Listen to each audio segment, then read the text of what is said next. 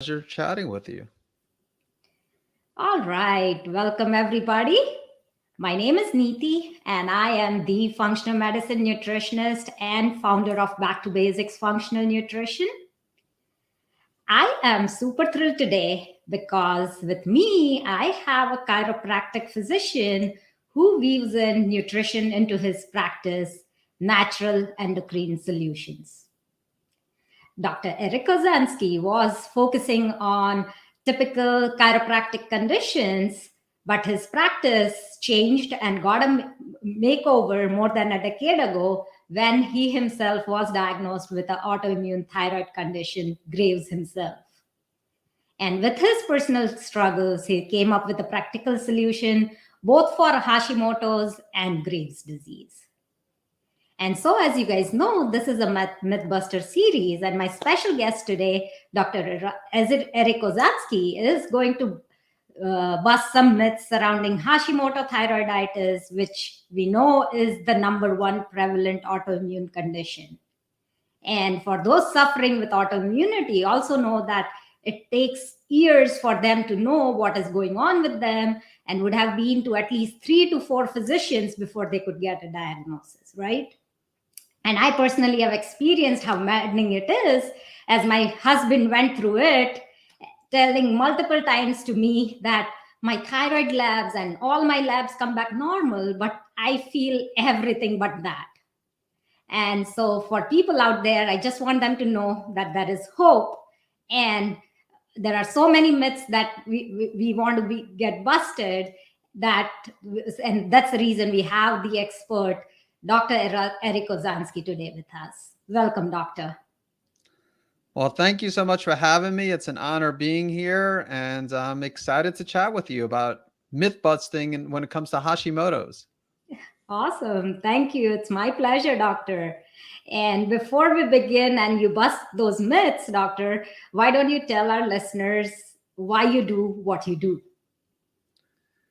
Yeah, so as you mentioned, I dealt with an autoimmune thyroid condition. I personally dealt with Graves' disease, and there's a lot of overlap between Graves and Hashimoto's. The symptom management aspect differs, but as far as trying to do more than just manage the symptoms, that's what most endocrinologists and other types of medical doctors do for both Graves and Hashimoto's. They don't do anything to address the cause of the problem.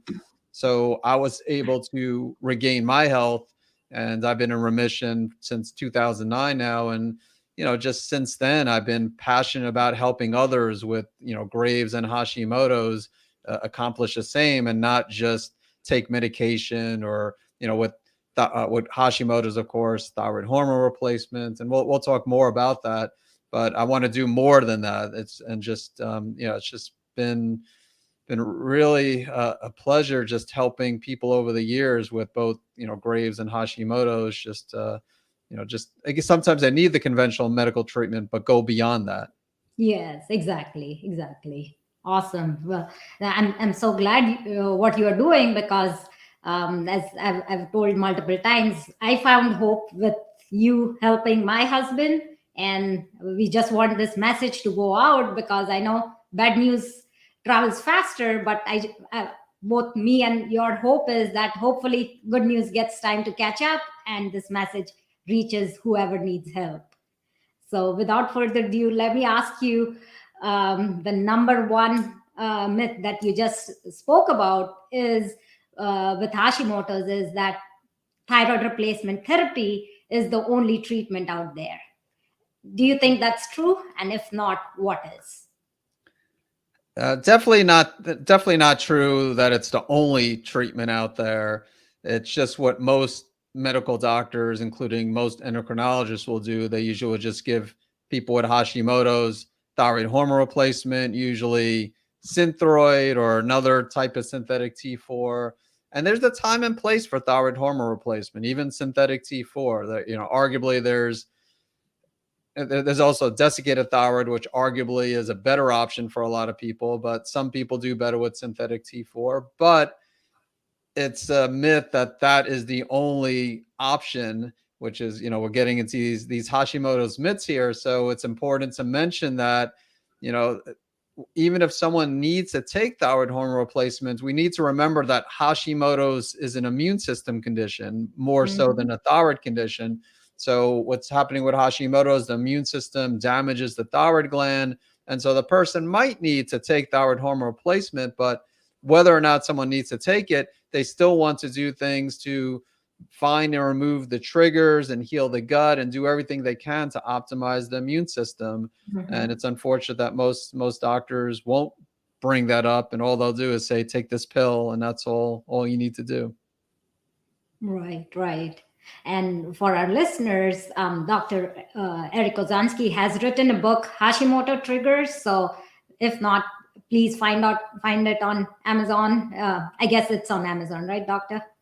Yes, Hashimoto's triggers, definitely could find that on Amazon. And And yeah, it's a comprehensive view of all the different triggers that triggers can that be associated with Hashimoto's. Mhm. Hashimoto's, yes, exactly. And so, yeah, like you mentioned, like, yes, thyroid hormone replacement is needed or might be needed because they are making less of the thyroid hormone because of the autoimmune damage. But that is not the only treatment. So I'm glad we are sending this message out there. But when we can you elaborate a little more on what have you found in your practice to be the triggers, the typical triggers which are missed? So I talk about four main categories of triggers. So one would be food, two would be stress, three would be chemicals, and four would be infections. Mm. And so when looking at triggers, we're looking at those categories. And sometimes it could be challenging when it comes to the categories. It could be challenging even with food and stress, but then chemicals. We live in a toxic world and there's so many Right. different chemicals. There's heavy metals, there's xenoestrogens, there's toxic mold, which falls under that category. And then when it comes to infections, there's gut infections such as H. pylori, which literature shows that it can be a potential trigger of Hashimoto's. And, there's stealth infections such as Lyme disease and viruses like Epstein-Barr. So yeah, it definitely could be complex, but those are the four main categories of triggers I mentioned. And then also I should add there's other underlying imbalances. Like some will say that nutrient deficiencies are a trigger. I look at nutrient deficiencies more as an underlying imbalance, but either way, you want to correct if someone has one or more nutrient deficiency, as you know, it's important to address those. Right, right. Absolutely, absolutely, doctor. And so, like the first trigger that you mentioned is food. So finding out the trigger that clearly, as you are talking about that is just in line with the other myth that is prevalent, which where it says that diet actually does not help with Hashimoto's. That's the most prevalent myth. So you just mentioned that probably is not true. So I would like to know your thoughts as to how is this myth going around and what can we do to help people from diet and food and nutrition perspective to help them feel better. Yeah, so it's unfortunate that most medical doctors not only will just give thyroid hormone replacement, but if someone were to ask them if eating healthy would play any role when it comes to Hashimoto's or Graves' disease, I have both, people from, with both Graves and Hashimoto's go to the endocrinologist and ask, is diet important at all? And many will just say, no, it doesn't make a difference what you eat, which is crazy. And I'm not saying that changing one's diet alone is going to get someone in remission. I mean, in some cases, that could be the place if gluten is the main trigger or Mhm. another food trigger is the main trigger. But it's at the very least, it's an important piece of the puzzle. So to say diet doesn't make a difference and, it's fine if you continue to eat inflammatory foods. I mean, of course, they're not going to say that specifically. They usually just say it doesn't make a difference, if you eat healthy or what you eat. It's and like I said, that's just ludicrous because obviously eating healthy, not just for Hashimoto's, but really any chronic health condition can make a big Right, difference. right, exactly, exactly. Wow. And as you mentioned, food is something that is not spoken about. And the other thing that I've seen time and time again is running the antibodies test. Like that is never checked, because I feel like maybe it's even if the antibodies come out high, there's not going to be a difference in the treatment, right? It's going to be still the same thyroid hormone replacement treatment. So none of them is addressed at the same time. How can someone who is like suffering with brain fog, is not feeling right, what is the first advice you would give, like in terms of getting the diagnosis?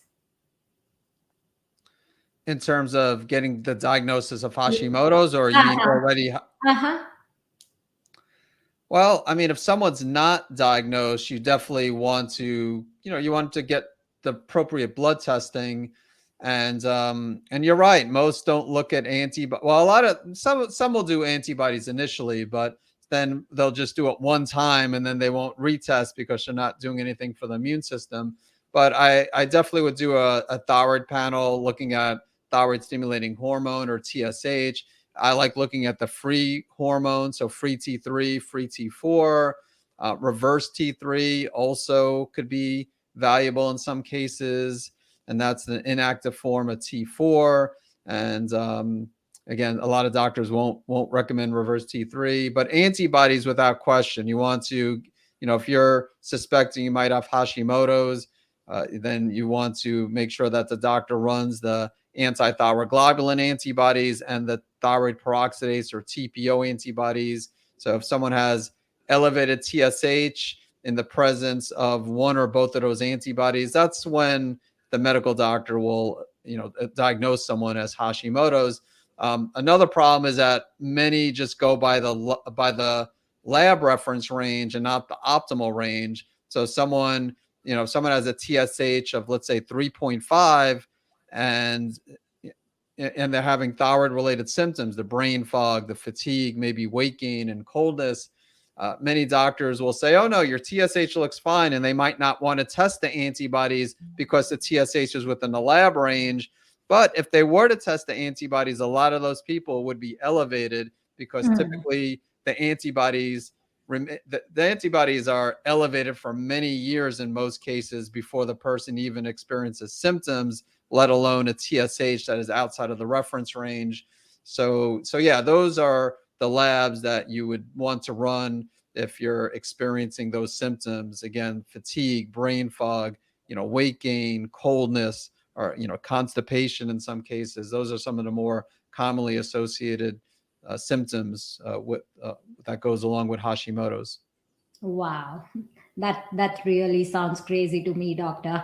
And so when someone runs the antibodies test and they come out high, um, most of them, they are obviously not going to be advised to change their diet. But once they change their diet, once they bring in the anti-inflammatory approach into their lifestyle, from their diet, from the chemicals they are surrounded with, how soon can they see the effect on the antibodies? Like if they were to check in next 3 months or 6 months, would they see a change? And obviously they'll see a change in how they feel, but how soon then can they see the change in numbers?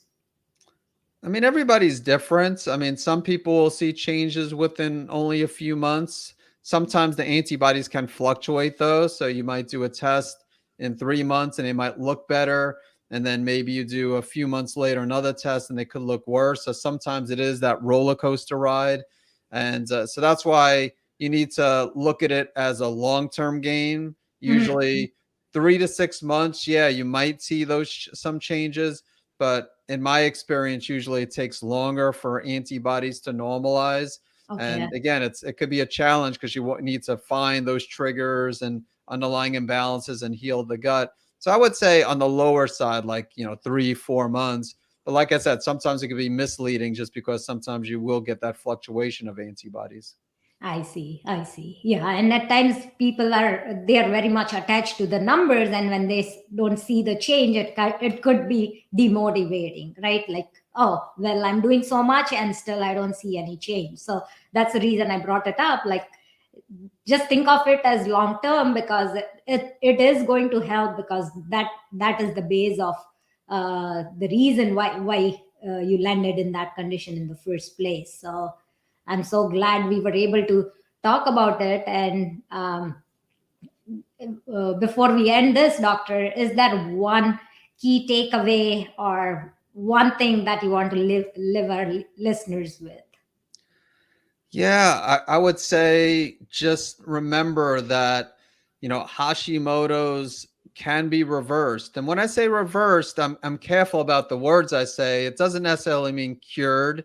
By reverse, I mean the autoimmune component can, go back to where the immune system can be restored to its normal state of health. It just, again, it takes some time, takes some commitment on your part. There are genetics involved with Hashimoto. So yeah, there's always a chance you could flare up or relapse. And that's the same with Graves. With me, there's always that chance, but definitely have zero regrets about, regaining my health. And, and of course, everybody who regains their health, they don't have that regret. Even if they do have flare ups, it's, just beats the alternative, which is just taking a pill and things getting worse over time, just because the cause of the problem wasn't addressed. So yeah, just always, there's always hope. And I guess that's the big takeaway, is there's hope to regain your health and maintain your health thereafter. Awesome, awesome. I'm so grateful for you sharing all that expert knowledge of yours for all things thyroid, autoimmune thyroiditis. Thank you so much, doctor. Thank you. Thanks again for having me here. It's been a pleasure, and I hope the viewers have learned a lot. Absolutely. My wishes too.